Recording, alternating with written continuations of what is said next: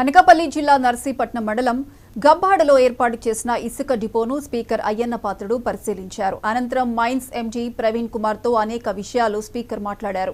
గత వైసీపీ ప్రభుత్వ హయాంలో ఎటువంటి అనుమతులు లేకుండా 1000 టన్నుల ఇసుకను ఆ డిపోలో డంప్ చేశారు.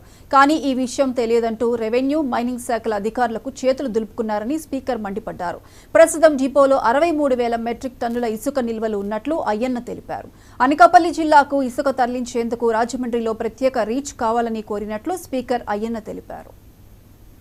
లోడింగ్ ఛార్జీలు రాజమండ్రి వెళ్తున్నాయి, లారీలు రాజమండ్రి నుంచి వస్తున్నాయి, ట్రాన్స్పోర్ట్ ఛార్జీలు ఉంటాయి కదా, దీనివల్ల ఎక్కువ అవుతుంది. అయితే నేనేమన్నానంటే లోకల్గా ఉన్న రివర్స్ ఏమైనా ఉంటే ఇక్కడ కొంచెం గ్యాదర్ చేసి దాంతోపాటు ఎక్కువ క్వాంటిటీ కావాల్సిన రాజమండ్రి వెళ్ళమంటాను. లోకల్గా చిన్న చిన్న వాళ్ళు ఉంటారు కదా, చిన్న వాళ్ళు ఉన్న రివర్స్ ఉన్నాయి, కాండవా రివర్ ఉంది, పక్క రివర్స్ ఉన్నాయి కొన్ని. నా పాయింట్ ఏంటంటే చెప్పాలి సార్ అనకాపల్లి చెప్పండి, మా లారీలు డైరెక్ట్గా వెళ్ళి అక్కడ నుంచి తెచ్చుకుంటారని చెప్పారంటే వాళ్ళు ఇద్దరు కలెక్టర్ కూడా ఒప్పుకున్నారు. ప్లీజ్ కైండ్లీ మీరు కూడా చాలా మాట చెప్తే అయిపోతుంది.